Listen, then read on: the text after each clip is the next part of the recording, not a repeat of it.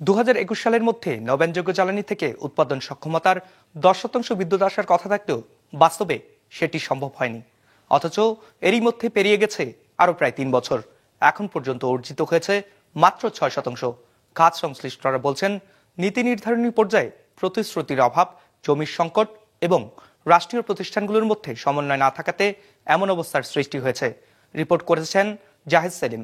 Double million offer, Walton fridge কিনে পেতে পারেন 20 লক্ষ টাকা, রয়েছে কোটি কোটি টাকার নিশ্চিত উপহার।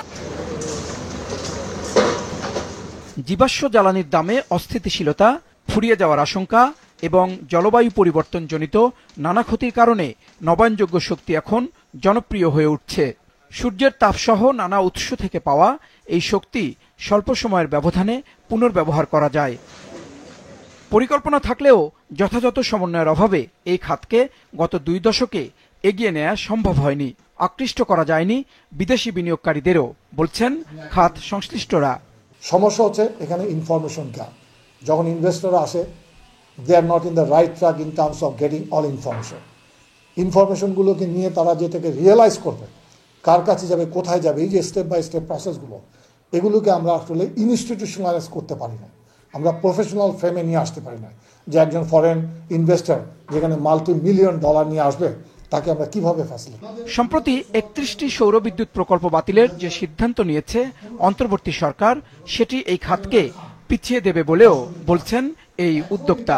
যে প্রজেক্টগুলো অলরেডি এলওআই পেয়েছে, তাদের পরবর্তী স্টেপটা ছিল পিপিএ সাইন করা।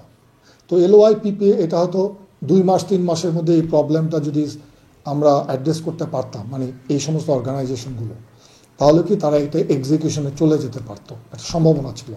তার মানে পিছনের যে 3 বছর আমি ইনভেস্ট করেছি, সেটা এখন এই আগামী 3 মাসের মধ্যে একটা পর্যায়ে যেতে পারতো। আমরা একটা ভিজিবল এটার ইম্প্যাক্ট দেখতে পারতাম, আমরা সেটা দেখতে পাচ্ছি না। তাহলে এই প্রজেক্টগুলো তারা যে ল্যান্ড অধিগ্রহণ করলো, বাট এই যে একটা পর্যায়ে আসলো, এটাকে অ্যাচিভ করতে হলে তাকে আমাকে আবার 2 থেকে 3 বছর আমাকে ইনভেস্ট করতে হবে। তাহলে আমি পিছিয়ে গেলাম।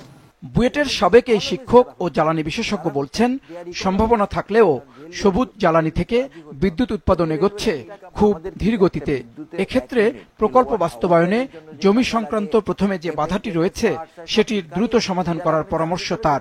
প্রাইভেট সেক্টর যেখানে করবে, সেখানে একটা সমস্যা আছে যে আমাদের খাদ্য নিরাপত্তার কারণে আমরা কোনো জায়গায় যেখানে একটি ফসলও হয় সেটাকে আমরা ব্যবহার করতে দিই না।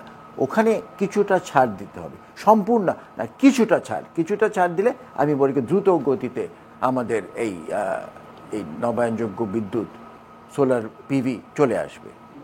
বিদ্যুৎ উন্নয়ন বোর্ডের তথ্য অনুযায়ী বর্তমানে 27,740 মেগাওয়াট বিদ্যুৎ উৎপাদন সক্ষমতার মধ্যে গ্যাস থেকে 12,300, ফার্নেস অয়েল থেকে 5,900, ডিজেল থেকে 290, কয়লা থেকে 7,200, সোলার থেকে 600, জলবিদ্যুৎ 230, বায়ু থেকে 60 এবং আমদানিকৃত প্রায় 1200 মেগাওয়াট বিদ্যুৎ রয়েছে।